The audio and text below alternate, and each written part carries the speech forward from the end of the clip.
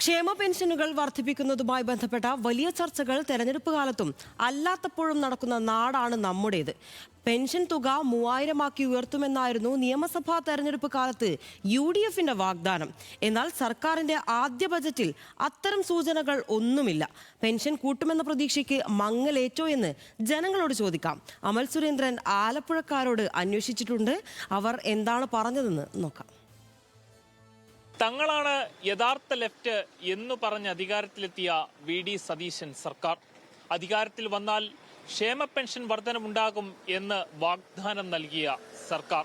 പക്ഷേ ആദ്യത്തെ സംസ്ഥാന ബജറ്റ് അവതരിപ്പിക്കുമ്പോൾ പോലും മുഖ്യമന്ത്രിയും ധനമന്ത്രിയുമായ VD സതീശൻ ക്ഷേമ പെൻഷൻ വർധനവിനെ കുറിച്ച് ഒരു നേരിയ പരാമർശം പോലും നടത്തിയില്ല.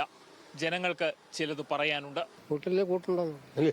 ഇന്നല്ലേ പറയാൻ പറ്റുള്ളൂ. സർക്കാർ തീരുമാനം നടപ്പിലാക്കേണ്ട ചുമതല അവർക്കുണ്ട്. പക്ഷെ അവർ ചെയ്യുന്നില്ല എങ്കിൽ ഇതെല്ലാം പൊള്ളയാണെന്നല്ലേ മനസ്സിലാക്കാൻ പറ്റുള്ളൂ. നല്ല ഭരണം മുന്നോട്ട് കൊണ്ടുപോയാൽ അവർക്ക് നിലനിൽക്കാം. ഒരു വാക്ക് പറഞ്ഞാൽ പാലിക്കണ്ടേ, അതാവശ്യം. ഏതായാലും അത് അത്യാവശ്യ കേസാണ്. കൂട്ടണമെന്നുള്ള അഭിപ്രായക്കാരനാണ്. കൂട്ടി കിട്ടിയാൽ കൊള്ളാം. പറയുന്നില്ലെങ്കിലും സതീഷ് സാർ വേണമെന്നൊക്കെ ചെയ്യും. കൂട്ടണമെന്നില്ല, ഉള്ളത് കൊടുത്താൽ മതി. കൂട്ടണമെന്ന് എവിടെ ഒന്നും കൊണ്ടുവരാനാ? നമ്മൾ കൊണ്ടുപോകാന്ന് പറഞ്ഞിട്ട് നമ്മളെ വല്ലതും കൊടുത്തിട്ടുള്ളൂ? ഇല്ലല്ലോ. പെൻഷൻ കൂട്ടി അത്ര നല്ലത്. ഒരു കാര്യം മാത്രം നടപ്പിലാക്കി ബസ് യാത്ര ചെയ്യുമായിരിക്കും.